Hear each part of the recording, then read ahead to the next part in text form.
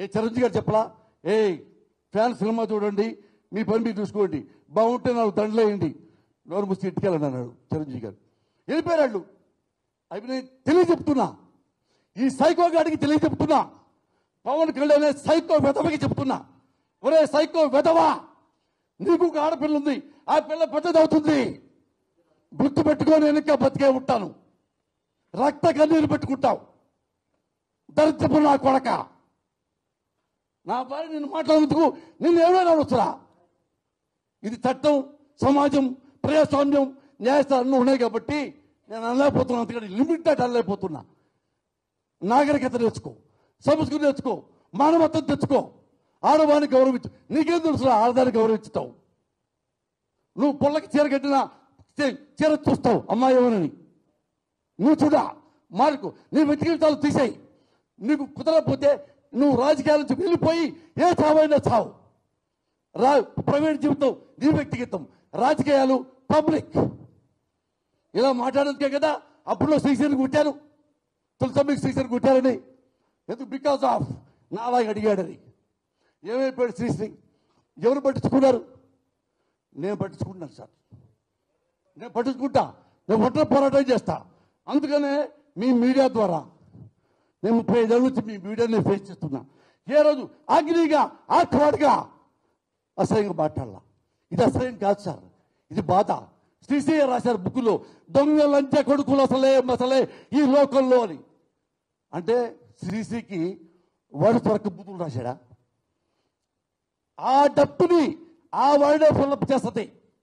అందుకని నా డప్పుని ఈ వర్డ్సే ఫిల్అప్ చేస్తాయి. యూ షుడ్ నాట్ మిస్టేక్ మీ. ఆ డబ్ సార్ ఇది. శ్రీశ్రీ గారు ఎలా బాధపడుతూ రాశాడో, దొంగ లంచ కొడుకులు అసలే ఇలాంటి పవన్ కళ్యాణ్ లాంటి దొంగ లంచ కొడుకులు అసలే ఈ లోకంలో.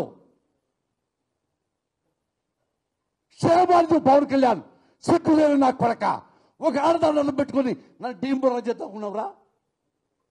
నెవర్. నువ్వు రేపే నీ ఫ్యాన్తో తప్పించినా సరే నా డెడ్ బాడీ వాళ్ళు వేసి ఉంటుంటా నా కొడక నువ్వు తిట్టానికి. I'm challenging you.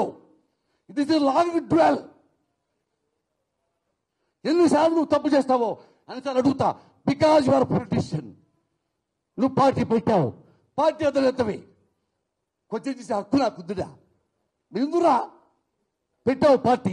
సిగ్గు లేకుండా భూవేషాలు వేసుకో, అమ్మాయినప్పుడు తిరుగు. ఎవడు అడిగాడు నిన్ను? Who cares? నువ్వు పబ్లిక్లోకి వచ్చావు, మా సేవ చేస్తానండి. ఇదే సేవ. నా ఇంట్లో ఆడదాన్ని పట్టుకొచ్చి దాని మొహం కూడా నువ్వు ఎప్పుడు చూడలేదు నా భార్య మాకు. నీ ఫ్యాన్స్తో ఏం మీ ఫ్యాన్స్కి అమ్మలు ఉండరా? మీ ఫ్యాన్స్కి అక్కలు చెల్లెలు ఉండరా? ఏమైనా ఉంటే నన్ను రియలైజ్ చేయండి. ఈ తప్పు మాట్లాడు మురళి అంటే కాళ్ళ దండం పెడతాం మీ ఫ్యాన్స్కి. ఎన్నాళ్ళు ఫ్యాన్స్ అడ్డు పెట్టుకుని చెప్తావు, వాళ్ళతో కొట్టిస్తావు, చంపిస్తావు. రెడీ మదర్ ప్రామిస్ టెల్లింగ్ పారిపోడురా. నీలాగనే పిరికివాడి కాదురా సన్నాసి. నువ్వు పిరికివాడివిరా. రివాల్వర్ కొరకు పెట్టుకొని దిండు కింద పెట్టుకుని ఎదఫీ నువ్వు tribute fellow. I never said such a worst fellow in my life in politics. A notice ఇవ్వకుండా మీరు ఎవరో తెలియకుండా నోటీస్ ఏం లేదా? మీరు లోపలికి కేసురండి, రాజలోకి కేసురండి, మేము ఎవరు రాజలోకి కేసురండి. నోటీసు పంపిస్తే నేను హాస్పిటల్కి వెళ్ళి ట్రీట్మెంట్ చేసుకొని మీకు వస్తా. సార్ మేము అరెస్ట్ చేస్తాం సార్, మీరు కోఆపరేట్ చేయండి, లేదంటే మీరు కంప్లైంట్ చేయాల్సి వస్తుంది. మా డ్యూటీకి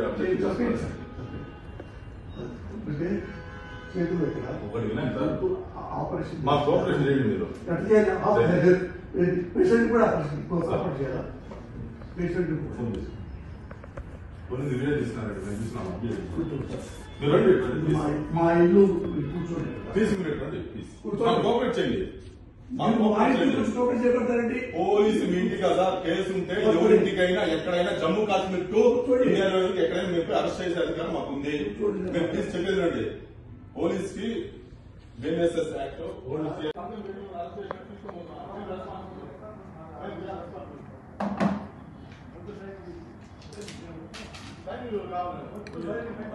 అదే చెప్పండి. మేడం పెట్టద్దమ్మా. సార్ అరెస్ట్ చేస్తున్నాం మేడం. వద్దు, పెట్టు. వీడియో తీసుకో.